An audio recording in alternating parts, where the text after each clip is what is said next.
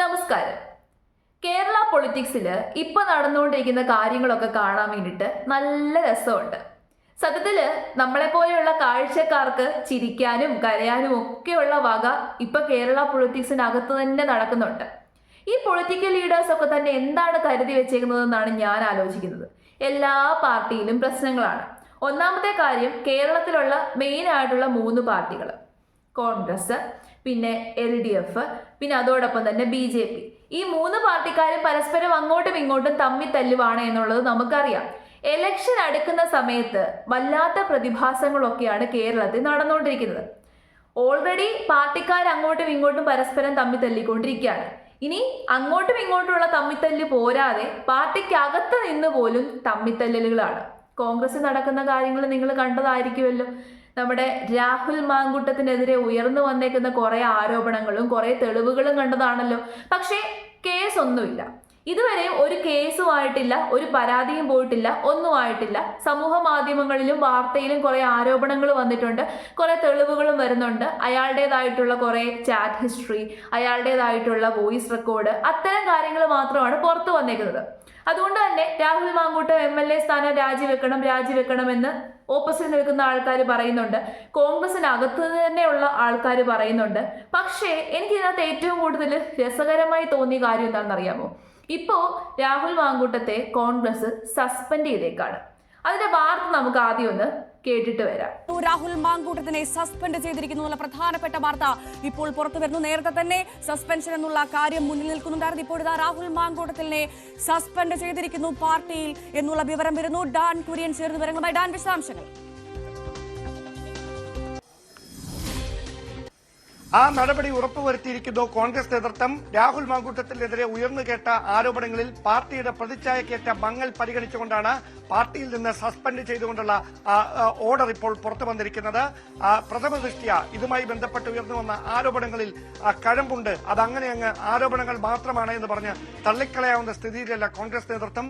അത് ആ ഒരു ഗൌരവമേറിയ വിഷയത്തിന്റെ പശ്ചാത്തലത്തിലാണ് പ്രാഥമിക നടപടി എന്ന വണ്ണം യൂത്ത് കോൺഗ്രസിന്റെ അധ്യക്ഷ സ്ഥാനത്ത് നിന്ന് രാഹുൽ മാങ്കൂട്ടത്തിനെ മാറ്റിയത്. അതിനു പിന്നാലെയാണ് ഇപ്പോൾ പാർട്ടിയിൽ നിന്ന് സസ്പെൻഡ് ചെയ്യുന്ന ഒരു തുടർ നടപടിയിലേക്ക് KPCC നേതൃത്വം കടന്നിരിക്കുന്നത്. ഇതുമായി ബന്ധപ്പെട്ട ഒരു അന്വേഷണ സമിതി, പ്രത്യേക സമിതി പാർട്ടി തലത്തിൽ രാഹുലിനെതിരെ ഉയർന്ന ആരോപണങ്ങൾ സംബന്ധിച്ച് അന്വേഷണം നടത്തിയേക്കുമെന്നുള്ള സൂചനകൾ കൂടി പുറത്തുവരുന്നുണ്ട്. അതുമായി ബന്ധപ്പെട്ട കൂടിയാലോചനകൾ മുതിർന്ന നേതാക്കൾക്കിടയിൽ കഴിഞ്ഞ ദിവസങ്ങളിൽ മുതൽ ആരംഭിച്ചതാണ്. പക്ഷേ അതിൽ അന്തിമമായ ഒരു ധാരണയിലേക്ക് എത്തിയിരുന്നില്ല. അതിന് പറയുന്ന ന്യായം, പരാതികളൊന്നും നിയമപരമായി പോലീസിന് മുമ്പിൽ എത്താത്ത പശ്ചാത്തലത്തിൽ, ചുരുക്കി പറഞ്ഞു കഴിഞ്ഞാൽ പാർട്ടിക്ക് വേണ്ടാത്ത, പാർട്ടി ഇല്ലാത്തൊരു MLA ആയിട്ട് ഇപ്പൊ രാഹുൽ മാങ്കൂട്ടം മാറിയേക്കാണ്. അങ്ങനെ ഒരു MLA സ്ഥാനം കീപ്പ് ചെയ്യുന്നത് കൊണ്ട് പ്രത്യേകിച്ച് അർത്ഥമൊന്നുമില്ല, പ്രത്യേകിച്ച് കാര്യമൊന്നുമില്ല. കാരണം പാർട്ടിയിൽ നിന്ന് സസ്പെൻഡ് ചെയ്ത് കഴിഞ്ഞു. ഇപ്പൊ നിലവിൽ പാർട്ടിയിൽ ഇല്ലാത്ത ഒരു വ്യക്തിയായിട്ട് രാഹുൽ മാങ്കൂട്ടം മാറിക്കഴിഞ്ഞു. ഇനി എങ്ങാനും ഈ ഒരു MLA സ്ഥാനം രാജിവെക്കുകയാണെന്നുണ്ടെങ്കിൽ റീ എലക്ഷന്റെ സ്കോപ്പും കൂടി അവിടെ ഉണ്ട്. ഓപ്പോസിറ്റിലുള്ള പാർട്ടിക്കാരൊക്കെ തന്നെ രാജിവെക്കണം എന്ന് പറഞ്ഞ് ഭയങ്കര പ്രതിഷേധം നടക്കുകയാണ്. പക്ഷേ അവിടെയും ഒരു രസകരമായിട്ടുള്ള കാര്യം, ഈ രാഹുൽ മാങ്കൂട്ടത്തെ വിമർശിക്കുന്ന വ്യക്തികളെല്ലാം തന്നെ ഇതേ സ്വഭാവമുള്ള ആൾക്കാരാണ്. രാഹുൽ മാങ്കൂട്ടം ഒരു വഷളനാണ് എന്നുള്ളത് ഇപ്പൊ തന്നെ ആൾക്കാർക്ക് മനസ്സിലായിട്ടുണ്ട്. അയാൾക്കെതിരെ വന്നിട്ടുള്ള സ്ത്രീകളെ ഒന്നും തന്നെ ഞാൻ നല്ല സ്ത്രീകളായിട്ട് കണക്കാക്കുന്നില്ല. അവരും കണക്കാണ്. എല്ലാവരും മൊത്തത്തിൽ പറഞ്ഞു കഴിഞ്ഞാൽ കണക്കാണ്.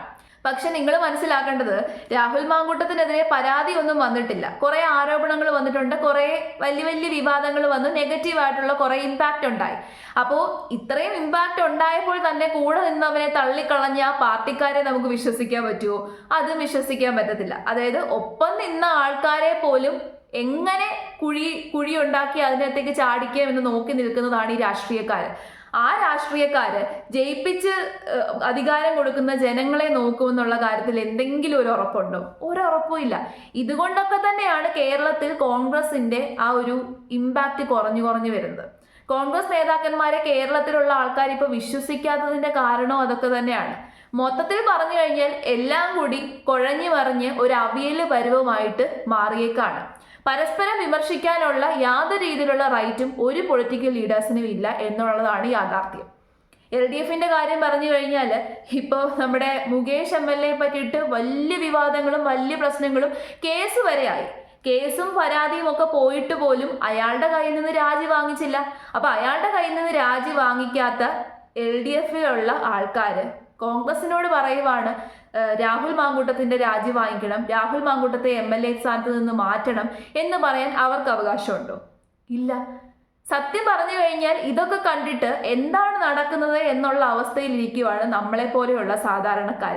ഇവരെയൊക്കെ വിമർശിക്കാനും ഇവരെയൊക്കെ കുറ്റപ്പെടുത്താനുമുള്ള അവകാശം സത്യത്തിൽ നമുക്ക് മാത്രമേ ഉള്ളൂ.